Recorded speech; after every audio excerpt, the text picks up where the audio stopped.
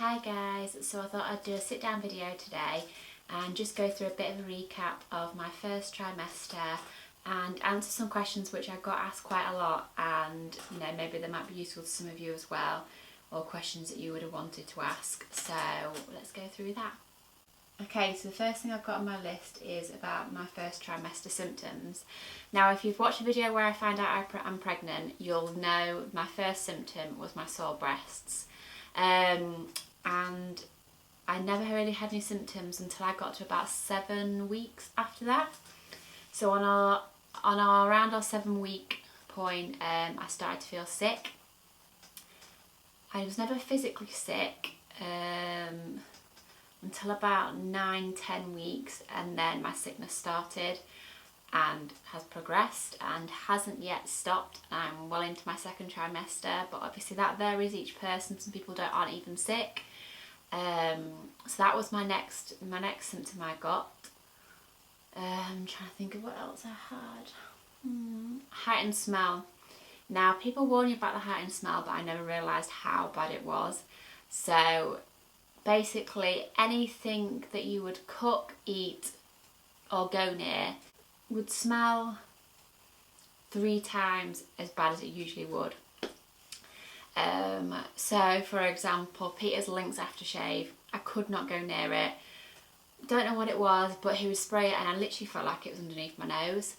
And one of the things I really struggled with was the smell of raw meat.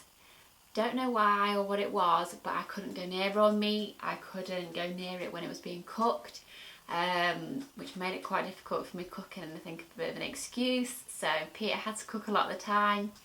But yeah, I just could not stand the smell of meat, which is a really odd one. I think craving wise, the only thing I had was apples. I've never eaten an apple, so I don't know why, but I really like apples now.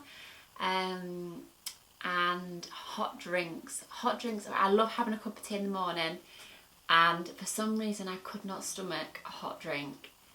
Don't know what it was, or even whether it was the heat or the taste, but it just wasn't appetizing to me. And I've only just started to now be able to drink hot drinks, even though they don't taste the same. It's just nice to have a cup of tea in the morning.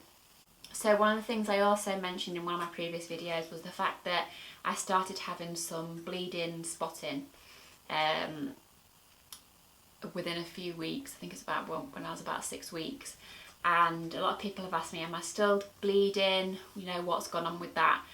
And thankfully when I was about 12-13 weeks, that stopped. It slowed down, and hopefully it's gone, and I've had no problems with that since. So yeah, that was a bit of a worry in my first trimester, but I found then when it stopped, I worried about it as well because it had gone. But no, yeah, definitely, if you get anything like that, get it checked out as soon as you can, but please don't worry that it's the worst. I think you see blood and you fear the worst immediately. So yeah, try and stay positive, but definitely get it checked out. So another question that I got asked quite a bit was how I manage my emotions each month when my period arrived. With us trying for 3 years, obviously that's quite a few months that go by and you just get these negative results. And the honest answer is I didn't cope, and from my trying to conceive video you'll see there's months where I just couldn't film because I just wasn't in the correct headspace to be able to film. I'd given up. I was an emotional wreck. I think I took everything out on Peter. I think Peter was my target, bless him, which I feel horrible for now. But some months I just couldn't cope. One thing I really found helped, because I'm the sort of person that's a bit of a dark horse. I don't like talking to people about my problems. I'd rather keep it in, sort it out, forget about it. So for me, I really needed somebody to tell what was bothering me.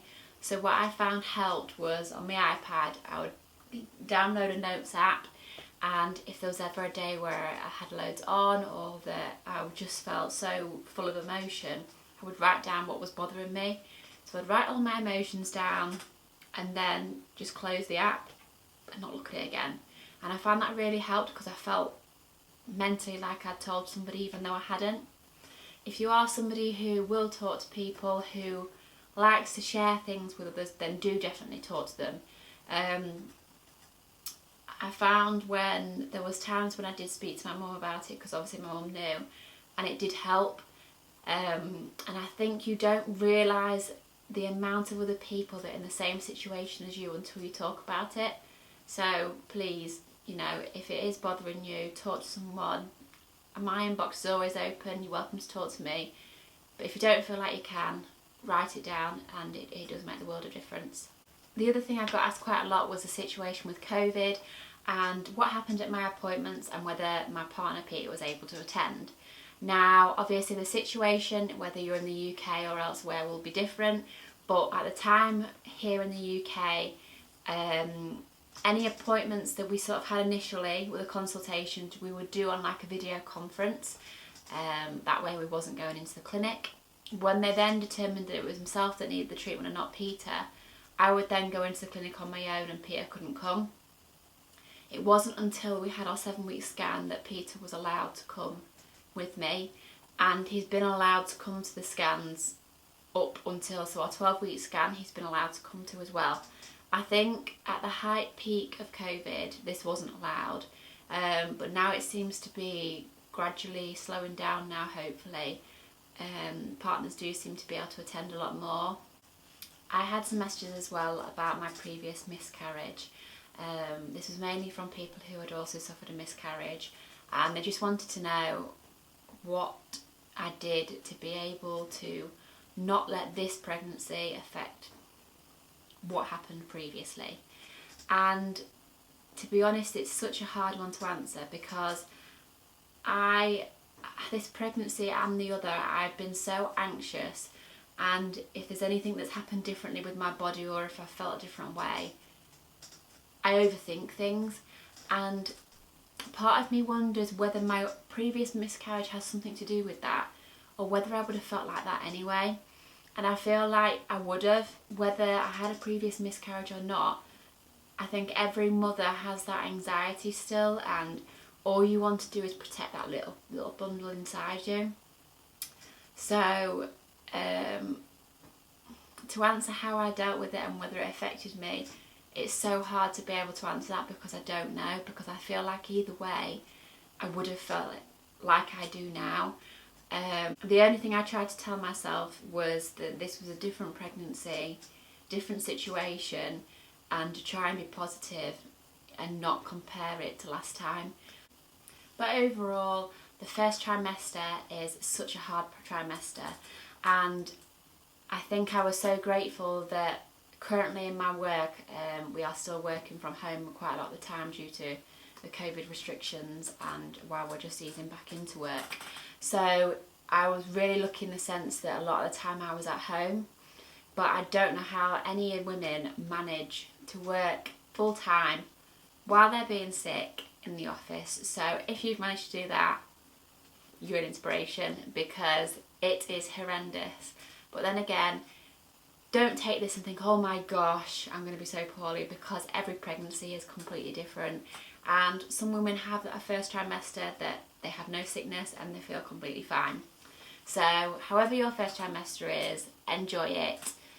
Embrace every symptom, every different feeling and every emotion, and just know that you are growing your bundle of joy, which hopefully you'll meet one day.